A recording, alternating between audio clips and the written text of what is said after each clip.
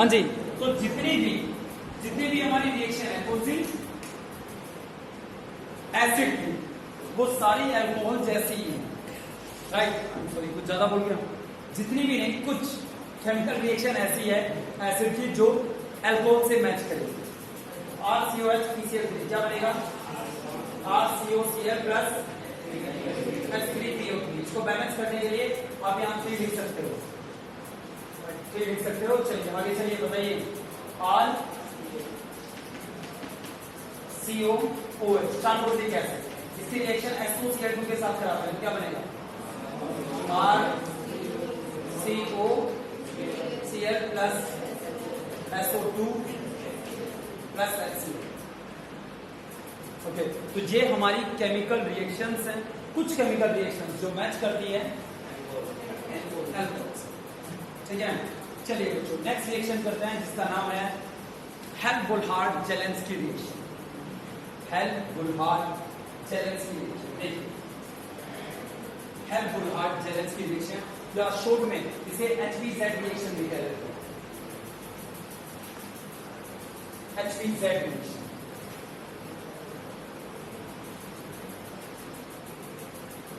HBZ ये actually 3 साइंटिस्टों ने मिलकर दी। पूरा नाम है हेल्प, बुल्हार्ड और जेलेंस्की। 3 अलग अलग साइंटिस्टों ने मिलकर इसे किया था। एक्चुअली रिएक्शन कोई करता है, फिर बाद में मैकेनिज्म कोई दूसरा साइंटिस्ट समझाता है, तो इस वजह से आप ये 2-3 नाम देखते हो रिएक्शंस में। Hell, Volhard, Zelinsky reaction.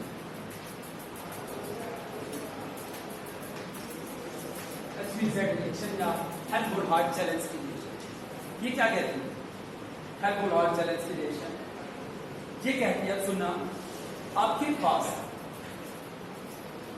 Carboxylic acid है, राइट, और उसके अल्फा कार्बन पे हाइड्रोजन एस्टोन।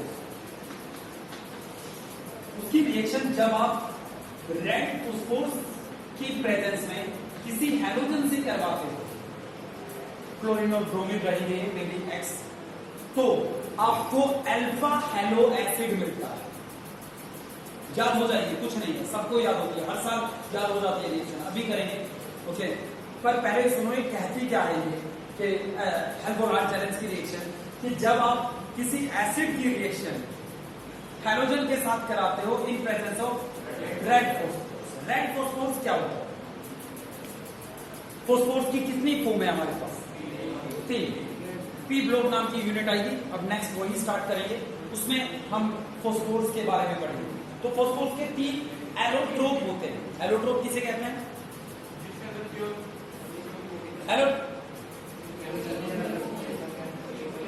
जिसकी फिजिकल प्रॉपर्टी अलग होती है बट केमिकल प्रॉपर्टी सेम है। जैसे आपसे कोई कहे ये कार्बन से मिलकर बना है और ये भी कार्बन से मिलकर बना है, अब देखने में तो ये दोनों अलग अलग है, बट अंदर से तो दोनों में क्या है? कार्बन। तो ये एक दूसरे के एलोट्रोप हुए।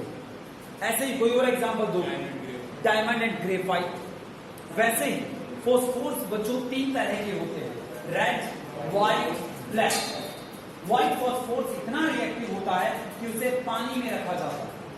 पानी से अगर बाहर निकाला तो बाहर निकलते ही उसमें आग लग जाती है बिना माचिस लगाए। हाईली रिएक्टिव है तो पानी में रखा जाता है। अगर आपने व्हाइट फॉस्फोरस बनाया तो उसको पानी में रखेंगे। रेड फॉस्फोरस हम यूज करते हैं, बहुत ज्यादा रिएक्टिव नहीं होता, कम भी नहीं होता, फ्रिक्शन से रिएक्शन कर जाता है, माचिस वगैरह यूज करते हैं। ब्लैक फॉस्फोरस हाईली स्टेबल है, मतलब स्टेबल मॉलिक्यूल। अब बहुत ज्यादा स्टेबल चीज भी तो हमारे काम की नहीं है, वो किसी के साथ रिएक्शन ही नहीं करेगी, राइट। तो हम रेड फॉस्फोरस का यूज करेंगे। रेड फॉस्फोरस क्या होता है सर? फॉस्फोरस 3 फॉर्म में पाया जाता है, 3 एलोट्रोप्स है हमारे पास, उनमें से व्हाइट बहुत ज्यादा रिएक्टिव है, ब्लैक बहुत कम है, रेड का हम यूज करते हैं। ओके, इसके बारे में आप पी ब्लॉक यूनिट में पढ़ेंगे, तो इससे नेक्स्ट हम स्टार्ट करेंगे। तो आपको अल्फा हेलो एसिड मिलेगा। अल्फा हेलो एसिड, गैस करो, अल्फा हेलो एसिड। अल्फा आपका मतलब क्या है? Alpha carbon. अल्फा कार्बन पे क्या जुड़ा हुआ है? एसिड मतलब कार्बोक्सिलिक एसिड। अगर आप वाकई में बात समझना आगे तो बताओ इसका प्रोडक्ट क्या होगा?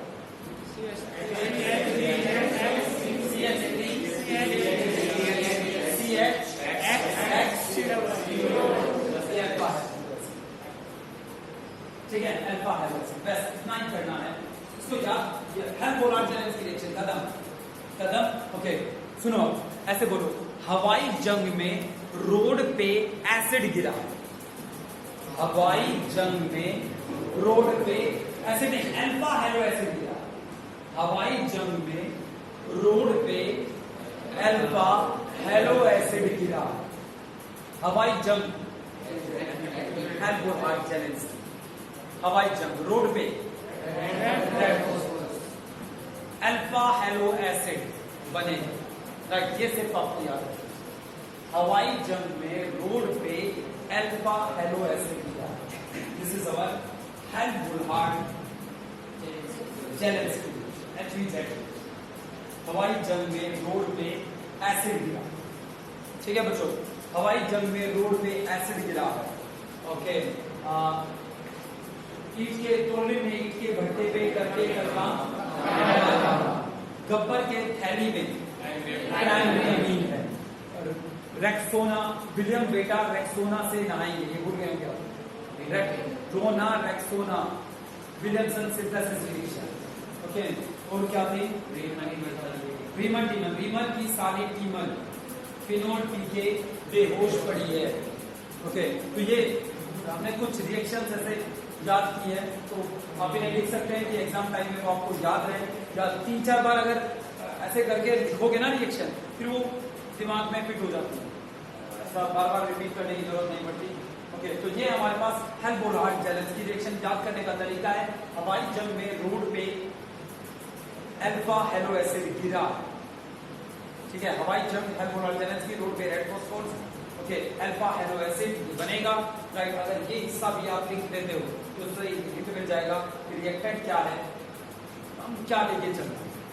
ठीक है बच्चों, दैट्स इट। ये सब्स्टिट्यूशन रिएक्शन है, H हटकर X आ गया।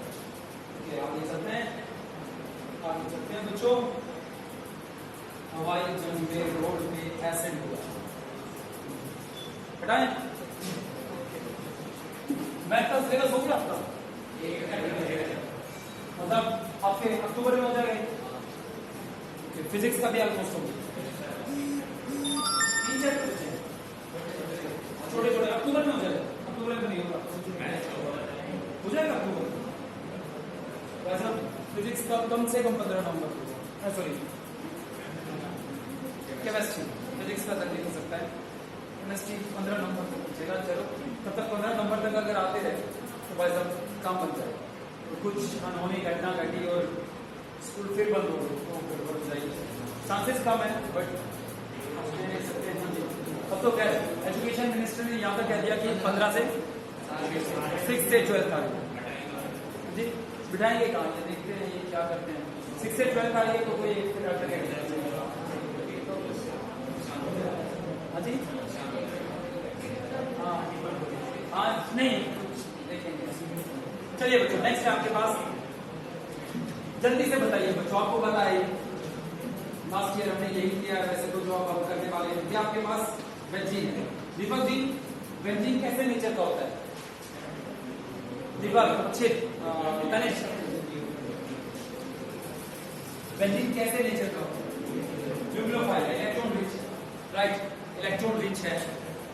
यहाँ पे हमने एक बार लगा दिया कार्बोक्सिलिक एसिड या COOH, ठीक है, और एक बार बेंजीन पे लगा दिया OH।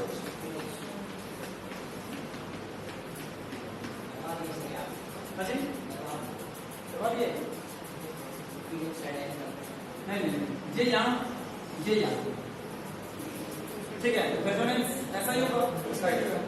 क्या बनेगा इससे?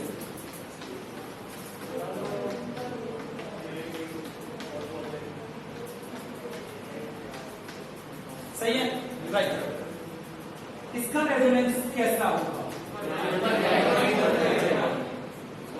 तनिष, इसका रेजोनेंस कैसा होगा? तो बच्चों ने कहा ये ऊपर जाएगा। ऊपर का क्या मतलब है कि पाई बॉन्ड ऐसे नहीं आएंगे जैसे यहाँ ये ऊपर जाएंगे,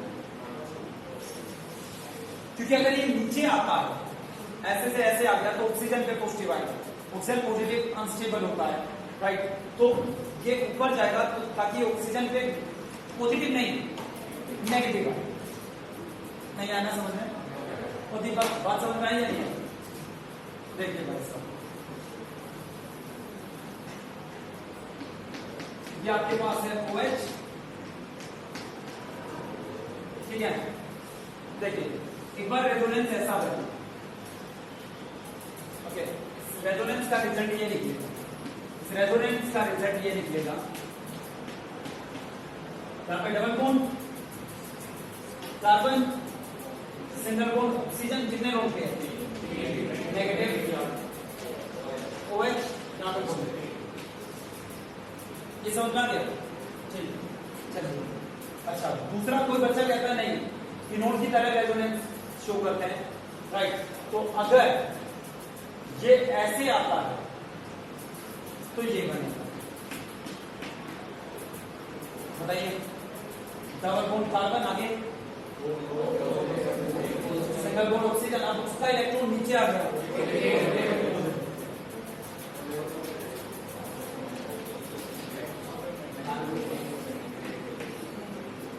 कौन सा स्ट्रक्चर दोनों में से स्टेबल, ऊपर वाले का स्टेबल, हाँ देखो ऊपर वाले में ऐसा क्या है कि आप इसे स्टेबल कह रहे हैं, इसके मुकाबले ओपन नेगेटिव, क्यों फिर ओपन नेगेटिव स्टेबल होता है? ऑक्सीजन पे नेगेटिव, कार्बन पे पॉजिटिव, यहां कार्बन पे नेगेटिव, ऑक्सीजन पे पॉजिटिव। अगर दो ऐसे स्ट्रक्चर आपके सामने हो तो आप उस स्ट्रक्चर को ज्यादा स्टेबल कहोगे जिसमें ज्यादा इलेक्ट्रोनेगेटिव वाला नेगेटिवली चार्ज है। दो स्ट्रक्चर आपके सामने हो तो आप उस स्ट्रक्चर को ज्यादा स्टेबल कहोगे जिसमें ज्यादा इलेक्ट्रोनेगेटिव वाले एलिमेंट पर नेगेटिव, कम इलेक्ट्रोनेगेटिव वाले एलिमेंट पे पॉजिटिव चार्ज हो, जो यहां है। यहां पे जो कम इलेक्ट्रोनेगेटिव है मतलब कार्बन, उस पे तो नेगेटिव चार्ज है, जो ज्यादा इलेक्ट्रोनेगेटिव है मतलब ऑक्सीजन पॉजिटिव, तो ये अनस्टेबल है इसके मुकाबले। तो रेजोनेंस जब हम बनाएंगे किसी भी ऐसी स्ट्रक्चर का जिसमें बेंजीन के ऊपर C डबल बॉन्ड वो आपको दिखाई दे, तो आप हमेशा इस तरीके से रेजोनेंस शिफ्ट करेंगे, इलेक्ट्रॉन शिफ्ट करेंगे, ताकि ऑक्सीजन नेगेटिव हो, कार्बन पॉजिटिव। समझ में आ गया? राइट, चलिए तो आप समझ में आए क्या कह रहे थे? क्या कह रहे थे कि पाई बॉन्ड कहां जाएगा? ऊपर जाएगा, ऊपर मतलब यहां पे आएगा, ना कि फिनोल की तरह नीचे शिफ्ट। ठीक है, चलिए बच्चों नेक्स्ट एक और बात बताइए,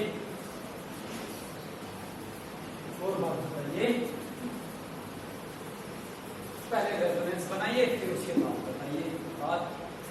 चलिए रेजोनेंस स्टार्ट करते हैं।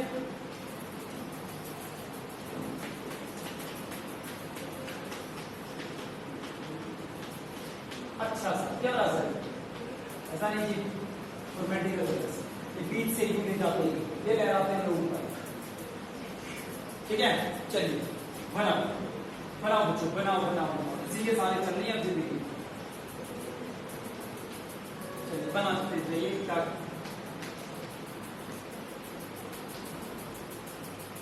बने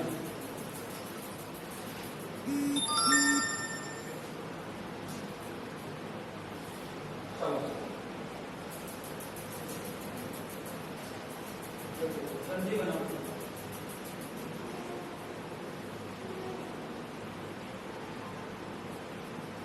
चलो बनाओ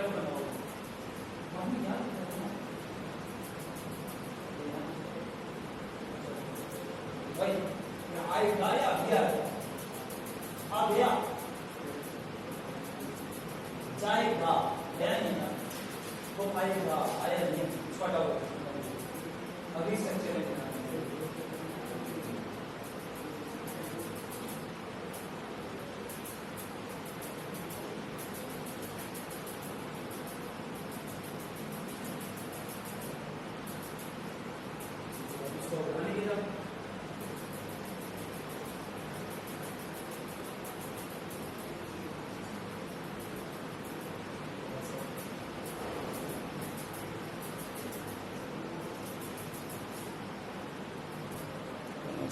देखिए ये यहां तो यहां डबल बॉन्ड आ गया,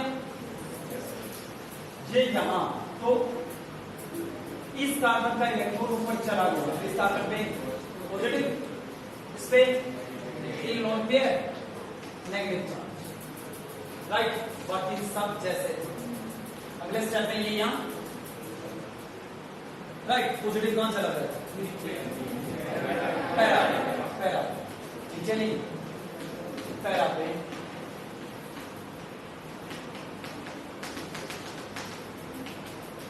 पैरा।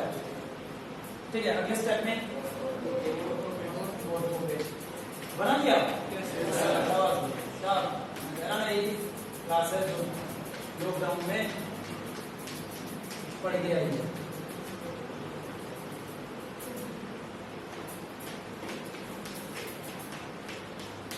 दीपक कंप्लीट फिनिश। ये ठीक है ये रेजोनेंस बन गया हमारे पास। अब पूरी पहले बात सुनिए फिर जवाब दीजिए कि हमारे पास जो बेंजीन है वो न्यूक्लियोफाइल है। हमारा जो बेंजीन है वो न्यूक्लियोफिलिक नेचर का है। ठीक है अगर हमारा बेंजीन न्यूक्लियोफिलिक नेचर का हो तो हमें ये बताइए कि इस ग्रुप ने इसको बेंजीन को एक्टिवेट किया या डीएक्टिवेट डीएक्टिवेट कैसे किया? इसने ये न्यूक्लियोफाइल है क्योंकि यहाँ इलेक्ट्रॉन है, इलेक्ट्रॉन ज्यादा उतना ही ज्यादा पॉजिटिव से प्यार करेगा उतना ही ज्यादा न्यूक्लियोफाइल। अगर कोई इसके इलेक्ट्रॉन यहाँ से निकाल रहा है तो इसका नेगेटिव कम कर रहा है तो पॉजिटिव की तरफ कम अट्रैक्ट करेगा तो ये डीएक्टिवेट कर रहा है। इससे बेंजीन में इलेक्ट्रॉन भरे हुए हैं इसलिए बेंजीन किसी पॉजिटिव की तरफ अट्रैक्ट होता है। इलेक्ट्रोफाइल जिसके इलेक्ट्रॉन की जरूरत है, इलेक्ट्रॉन की कमी है, उसके साथ रिएक्शन करता है। अगर किसी ने इसके इलेक्ट्रॉन को निकाल लिया तो यहां इलेक्ट्रॉन कम हो गए तो ये इसकी रिएक्टिविटी कम कर रहा है। ओके तो पहली बात COOH एक डीएक्टिवेटिंग ग्रुप है। नहीं आया? पहली बात COOH एक डीएक्टिवेटिंग ग्रुप है। तो पहली बात COH is a deactivating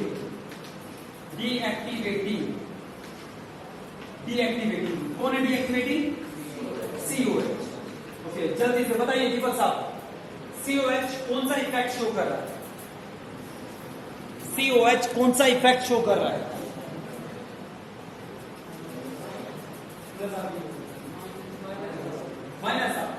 minus are कैसे माइनस आर? हाँ ये अपने इलेक्ट्रॉन खींच रहा है उन पे नेगेटिव चार्ज दे रहा है तो ये माइनस आर इफेक्ट शो कर रहा है। Right minus are effect show कर रहा है कौन? COH। अच्छा एक और बात बताओ इस रेजोनेंस को देखकर आपको बताना है कि अगर बेंजोइक एसिड के पास इलेक्ट्रोफाइल आए तो इलेक्ट्रोफाइल कहां जाए? पैरा पे या मेटा? अगर इलेक्ट्रोफाइल मुझे इलेक्ट्रॉन चाहिए वो गया ऑर्थो पे बोला यार मेरे पास ऑर्थो पे पहले इलेक्ट्रॉन कम है मैं क्या करूं? वो गया पैरा पे पहले इलेक्ट्रॉन कम है राइट वो गया मेटा पे। यस अगर चांस है क्योंकि बेंजीन तो इलेक्ट्रॉन से भरा हुआ है अगर कहीं उसे इलेक्ट्रॉन मिल सकते हैं तो क्या लिखेंगे? COOH is Meta directing. Meta directing मतलब इसकी वजह से आने वाला इलेक्ट्रोफाइल मेटा पे जाए। कोई बच्चा अगर ये कहे कि सर हमें कैसे पता वो इलेक्ट्रोफाइल की बात कर रहा है हम क्या कहेंगे उसे? बेंजीन पे आता ही इलेक्ट्रोफाइल क्योंकि वो खुद इलेक्ट्रोफिलिक नेचर का तो अंडरस्टूड है कि वो मेटा डायरेक्टिंग मेटा पे जाएगा जो आएगा और आएगा खुद इलेक्ट्रोफाइल राइट। इसकी वजह से आने वाला इलेक्ट्रोफाइल मेटा पे जा रहा है तो हमने लिखा COH इज मेटा डायरेक्टिंग।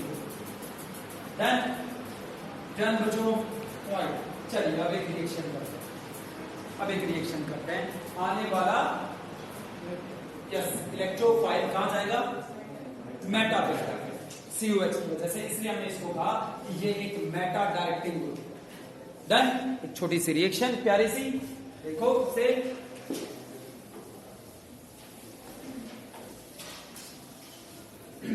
इन 10 दिनों में मतलब आज 9 तारीख हो गई 8 9 है मतलब इन 10-12 दिनों में आपने बहुत कुछ रिवाइज भी किया, घर पे ऐसा नहीं लग रहा था कि ब्लैंक सा हो रहा था? मतलब कुछ ऐसा नहीं, कोई प्रेशर नहीं, और बस देख लिया नहीं देखा ऐसे काम चल रहा था। ओके, ये क्योंकि हर कोई एंट्रोपी चाहता है, डिसिप्लिन में नहीं रहना चाहता।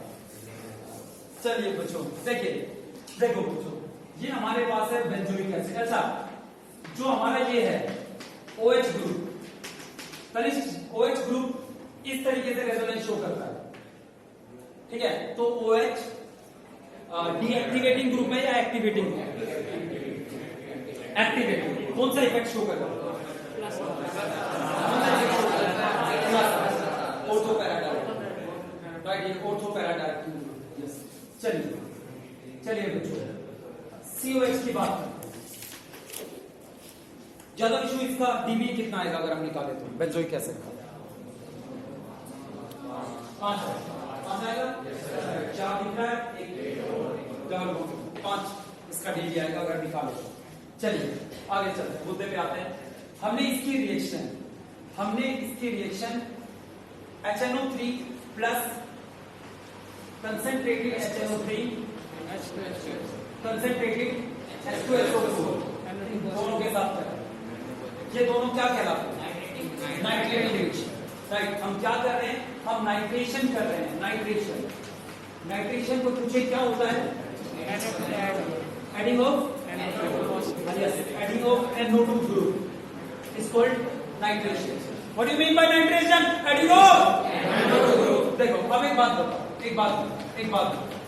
ये हमारे पास बेंजीन है, इसके पास हम लाते हैं NO2 नेगेटिव, जिसका नाम है नाइट्राइट आयन। एक बार लाते हैं नाइट्रोनियम आयन,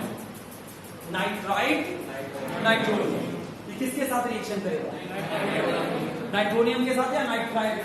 नाइट्रोनियम के साथ। क्यों? इलेक्ट्रोफाइल और बेंजीन न्यूक्लियोफाइल। ये न्यूक्लियोफाइल के साथ तो रिएक्ट नहीं कर सकता ना। इसका मतलब हमें अगर नाइट्रेशन करना है तो हमें NO2 पॉजिटिव बनाना पड़ेगा, और NO2 पॉजिटिव बनाने के लिए हम क्या यूज करते हैं? Concentrated nitric acid plus H2SO4। कैसे बनता है जरा ये देखो, कैसे बनता है बताओ। ये हमारे पास नाइट्रिक एसिड है, नाइट्रिक एसिड, ये पॉजिटिव आता है, कहां से आता है? H2SO4 से। ये लोन पेयर यहाँ अटैक करते हैं। पता नहीं लास्ट ईयर से कितनी बार कर चुके हैं हम ये रिएक्शन। अगले स्टेप में ऑक्सीजन को न्यूट्रल होना है, दो काम कर सकता है, यानी या तो H के इलेक्ट्रॉन लेके वापस वहीं पहुंच जाएगा, या N से इलेक्ट्रॉन ले लेगा। यस, तो क्या बनेगा? Positive H2। इस तरीके से इन दोनों की रिएक्शन से नाइट्रोनियम आयन पैदा होता है, राइट? ओके, अब जो मैं बोल रहा हूं उसका मतलब बताएगा विवेक। नाइट्रोनियम आयन नाइट्रिक एसिड के सेल्फ प्रोटोनेशन से भी बनाया जा सकता है, बनता है। इस लाइन का मतलब है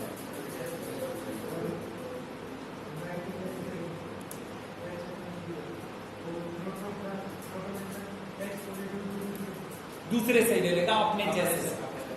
दैट्स कॉल्ड सेल्फ प्रोटोनेशन। मतलब अगर ये H पॉजिटिव HNO3 से ही आता तो सेल्फ प्रोटोनेशन होता, उससे भी ये बच जाता। पर फिर इसका फायदा क्या है? यहाँ सेल्फ प्रोटोनेशन में प्रोटोनेशन कम होता है। अगर हम रिएक्शन को बहुत फास्ट करना चाहते हैं तो हमें इसका फटाफट प्रोटोनेशन करवाना पड़ेगा, इससे स्ट्रॉन्ग एसिड डालना पड़ेगा, ठीक है? स्ट्रॉन्ग एसिड से जल्दी इसका प्रोटोनेशन होगा, जल्दी नाइट्रोनियम आयन में। ठीक है बच्चों, आगे आपको पता है क्या होगा। नाइट्रोनियम आयन आया, कहां जाएगा? इलेक्ट्रोफाइल कहां जाएगा? जहां इलेक्ट्रॉन है। इलेक्ट्रॉन हो तो पैरा में तो पॉजिटिव चार्ज है, ये बनेगा मेटा नाइट्रोबेंजोइक एसिड। इसका नाम है मेटा नाइट्रोबेंजोइक एसिड। समझ में आया? राइट। अभी सुबह ही मैं T5 में ये लास्ट ईयर किया था ना हमने, हाथ पे नाइट्रिक एसिड डालने पर नाइट्रेशन हो जाता था, हाथ पीले में सॉल्व जाता है। हाँ, यस यस। तो वो जैसे हमारी जो स्किन है वो स्किन एक्चुअली प्रोटीन है, राइट। इन प्रोटीन्स में बेंजीन रिंग भी रहती है, मतलब आपके जो हाथ बाल इनमें बेंजीन रिंग प्रेजेंट है, राइट। तो जब हम नाइट्रिक एसिड डालते हैं तो उसका प्रोटोनेशन हो जाता है बेंजीन का, इसकी वजह से उस जो कलर है उस आपके प्रोटीन का वो चेंज हो जाएगा। तो हाथ पीला हो जाता है अगर आप नाइट्रिक एसिड के को टच करते हो, क्योंकि उस हिस्से का उस प्रोटीन का प्रोटोनेशन हो नाइट्रेशन हो जाता है, ठीक है। अच्छा, अब ये साफ नहीं होगा क्योंकि ये रंग नहीं है जो स्किन के ऊपर है, नहीं, ये स्किन के साथ रिएक्ट कर चुका है, ये थोड़े दिन में स्किन खराब होगी और फिर बाहर निकल जाएगी, क्योंकि शरीर किसी भी फॉरेन सब्सटेंस को ज्यादा देर तक बर्दाश्त नहीं करता, तो ये स्किन को हटा देगा, धीरे धीरे उतरने लगेगी। ओके, खैर, तो ये हमारे पास मेटा नाइट्रोबेंजोइक एसिड। चलिए बच्चों, लगे आपको एक रिएक्शन नोट करते हैं, फिडेल-क्राफ्ट रिएक्शन। एक ही है। अच्छा, ये बताओ ये कैसी रिएक्शन? सब्स्टिट्यूशन है, जगह NO2 आ गया, सब्स्टिट्यूशन है, मानते हो ना? कौन सा सब्स्टिट्यूशन? एरोमेटिक इलेक्ट्रोफिलिक सब्स्टिट्यूशन जो काम है। इलेक्ट्रोफाइल आया, हो चुका, जो NO2 आया वो NO2 नेगेटिव नहीं था, वो NO2 पॉजिटिव था। दैट्स व्हाई ये रिएक्शन एक उदाहरण है किसका? Aromatic electrophilic substitution. ठीक है बच्चों, चलिए आगे देखो, बहुत आसान है आगे की रिएक्शन भी। सबसे पहले बेंजोइक एसिड, इसकी रिएक्शन हम Br2 के साथ कराते हैं। जैसा कि आपको पता है Fidel-craft reaction AlCl3 FeCl3 yes AlBr3 क्या है ये सब?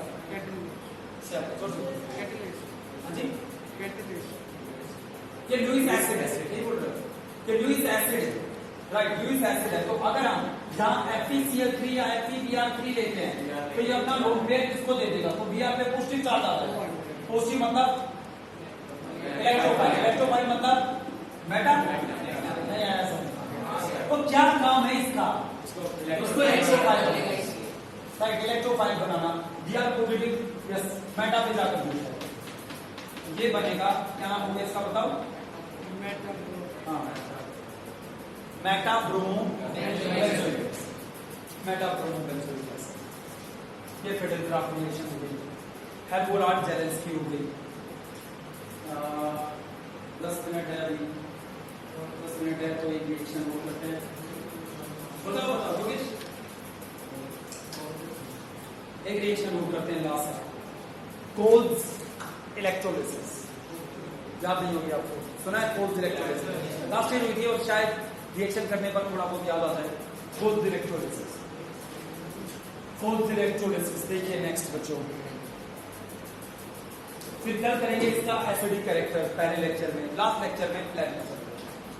ये कल मैं जिसे पहले बता देंगे, परसों आप सॉरी मंडे को टेस्ट करोगे इसका, 1 यूनिट तो होगी अगर ढंग से की तो। हाँ जी, कन्वर्जन नहीं करना, क्या कह रहे हो? हाँ, एल्काइलेशन भी कर सकते हो। क्या लेना पड़ेगा? COCl2 असाइलेशन होता है, CS3Br, तो Br वहां जाएगा, CS3 पे पॉजिटिव, पॉजिटिव वहां जाकर मिल जाएगा। अब CS3 तो लोन पेयर दे नहीं सकता, इसके पास तो है ही नहीं, तो Br देगा, तो उस वजह से फिर CS3 जाकर जुड़ेगा। एल्काइलेशन भी हो सकता है, असाइलेशन भी। नेक्स्ट है Kolbe's electrolysis, Kolbe's electrolysis. What do you mean by electrolysis? Electrolysis की डेफिनेशन क्या होती है? Electrolysis, it is the conversion of electrical energy into chemical energy. Electric energy देकर हम केमिकल बदलाव देखते हैं, इसे इलेक्ट्रोलिसिस कहा जाता है, राइट। और केमिकल एनर्जी से इलेक्ट्रिकल एनर्जी बना तो कौन सी? ये सेल होती है, इलेक्ट्रोकेमिकल सेल। इलेक्ट्रोलिटिक सेल बिजली देते हैं, केमिकल चेंज आता है, केमिकल चेंज आए बिजली मिले, इलेक्ट्रोकेमिकल सेल। इलेक्ट्रोकेमिकल सर देखी है राइट। फोन की बैटरी, घड़ी की बैटरी, राइट, दीवार घड़ी की बैटरी, इन्वर्टर की बैटरी, सब में क्या हो रहा है अंदर?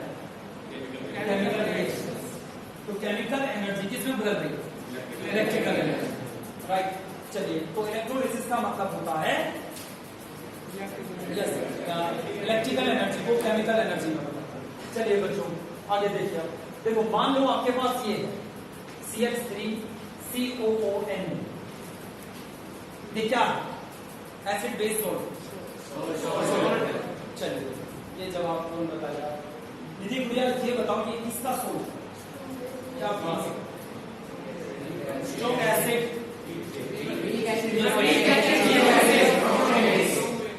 Right, NaOH CH3CO, weak acid strong base. इसका नेचर कैसा होगा? एसिडिक, बेसिक या बेसिक?